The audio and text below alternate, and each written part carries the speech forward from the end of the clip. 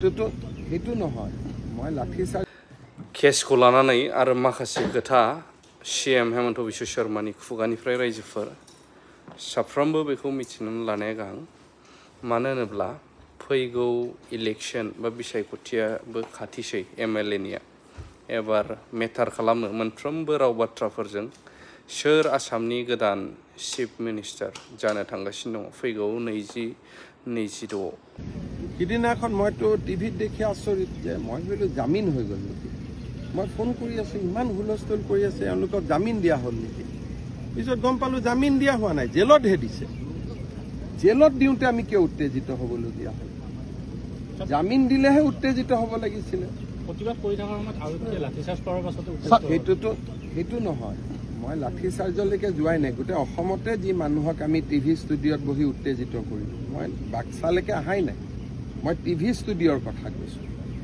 যে টিভি ষ্টুডিঅ'ত বহি থকাসকলে ভাবিলে যে জামিন দিয়া হ'ল জামিনটো দিয়া হোৱা নাই জেলতহে পঠোৱা হ'ল জেলত পঠালে উত্তেজিত কিয় হ'ব জামিন দিলেহে উত্তেজিত হ'ব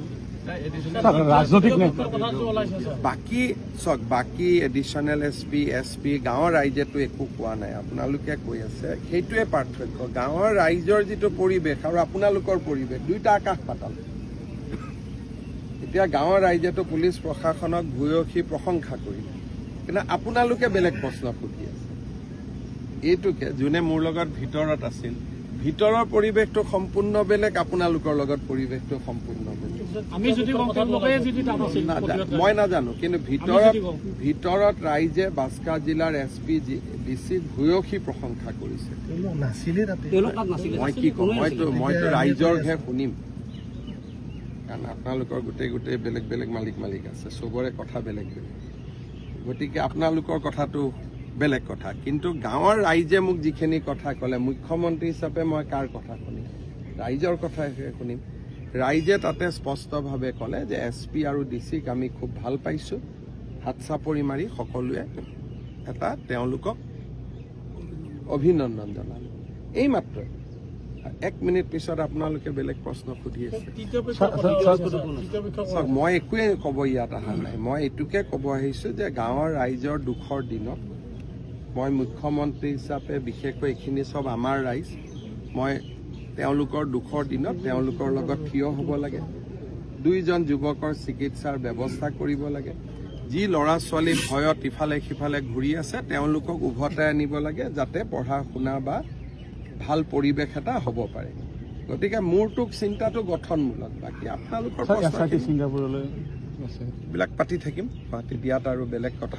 অসমবাসীক কি আহ্বান থাকিম বিচাৰ আপোনাৰ মই অসমবাসীক এইটোৱে আহ্বান জনাম যে ভাৰতৰ ন্যায়পালিকাৰ ওপৰত আমি বিশ্বাস ৰাখিব লাগে চৰকাৰে ভুল কৰিলেও ন্যায়পালিকাই ভুল নকৰে যদি ময়ো ভুল কৰোঁ ন্যায়পালিকাই ভুল নকৰে হাইকোৰ্টেও তদন্ত আৰম্ভ কৰিছে আৰু পুলিচৰো তদন্তৰ প্ৰতিবেদন খুব সোনকালে ন্যায়পালিকাই পাই যাব আৰু আমি গণতান্ত্ৰিক দেশৰ ৰাইজ হিচাপে ভাৰতৰ ন্যায়পালিকাৰ ওপৰত বিশ্বাস ৰাখিব লাগে অসম চৰকাৰে অলৰেডি সিদ্ধান্ত লৈছে যে এই গোচৰটো ফাষ্ট ট্ৰেক কোৰ্টত হ'ব তাৰমানে প্ৰতিদিনেই শুনানি হ'ব ফাষ্ট ট্ৰেক কোৰ্টৰ উদ্দেশ্য কি যে আজি এটা দিন দিলে একমাহ পিছত দিন আহিলে এইটো নহয় প্ৰতিদিনেই শুনানি হ'ব গতিকে ন্যায় আমি সোনকালে পাই যাম সেইকাৰণে মোৰ এটাই অনুৰোধ যে মুখ্য ন্যায়াধীশ ডাঙৰীয়াই ফাষ্ট ট্ৰেক কোৰ্ট এখন গঠন কৰক আমি অনুৰোধ জনাম ইতিমধ্যে কেবিনেটত সিদ্ধান্ত হৈছে আমি নিৰ্দিষ্ট সময়সীমাৰ ভিতৰত চাৰ্জশ্বিট দিম ন্যায়পালিকাই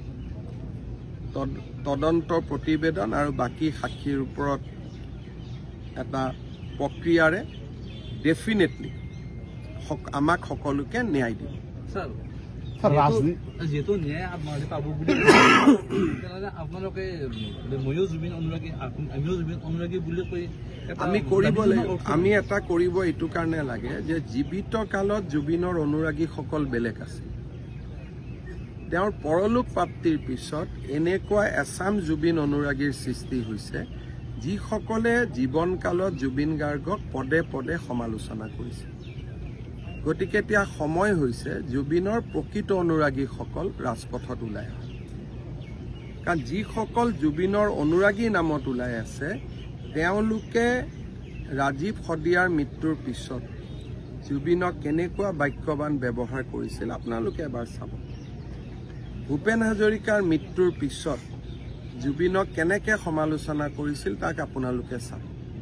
যোৱা এমাহ ধৰি জুবিনক জীৱনকালত ভাল পোৱাসকল পিছ পৰি থাকিল যোৱা এমাহ ধৰি জুবিনক মৃত্যুৰ পিছত ভাল পোৱাসকল ওলাই আহিলে সেইকাৰণে বিজেপিৰ প্ৰচেষ্টা যাতে জুবিনৰ প্ৰকৃত অনুৰাগীসকলক আমি ৰাজপথত উলিয়াই নিব পাৰোঁ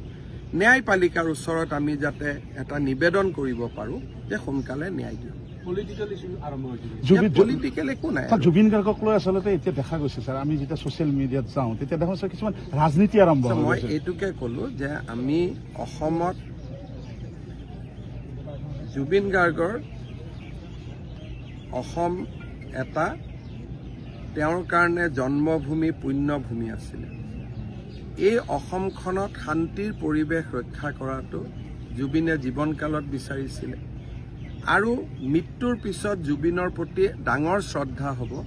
যদি আমি অসমখনক শান্তিৰ পৰিৱেশত ৰাখি আমি অসমখনক উন্নয়নৰ পথত আগুৱাই লৈ যাব পাৰোঁ তাতকৈ জুবিনৰ প্ৰতি ডাঙৰ শ্ৰদ্ধা একো হ'ব নোৱাৰে ডেকা ল'ৰা ছোৱালীয়ে চাকৰি পাওক কৰ্মসংস্থাপন পাওক জুবিনৰ অনুৰাগীসকলে জীয়াই থকাৰ সাহস পাওক আৰু যিখন অসম জুবিনে মোৰ অসম বুলি কৈছিল সেইখন অসমক যাতে আমি ধৰি ৰাখিব পাৰোঁ বাকী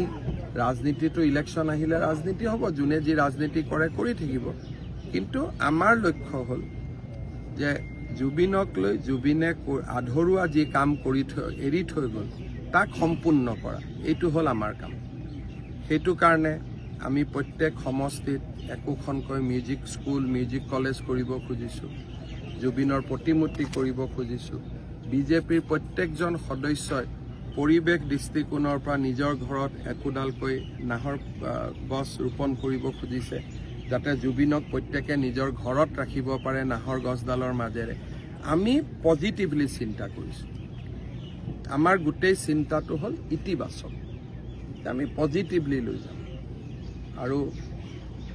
বহুতবিলাক জুবিনৰ কথাৰ পৰা জীৱনৰ পৰা বহুত শিকিব পাৰি জুবিনে কৈছিল চ' মাষ্ট গ' অন অৰ্থাৎ অসমখন আগুৱাই থাকিব লাগিব ৰখি যাব নোৱাৰে আমি জুবিনে যিবোৰ কৈ গৈছিল তাকে আমি ৰূপায়ণ কৰাৰ চেষ্টা কৰি আছোঁ সেইকাৰণে জুবিনৰ প্ৰকৃত অনুৰাগীসকল এবাৰ ৰাস্তাত ওলাই অহাৰ প্ৰয়োজন আছে মৃত্যুৰ পিছত হোৱা অনুৰাগী এতিয়া ইয়াতে এজনে গ্ৰেপ্তাৰ হৈছে ঘটনাত তেওঁ সুধিছে তই গান শুনিছিলি নেকি বোলে মই গান টান শুনা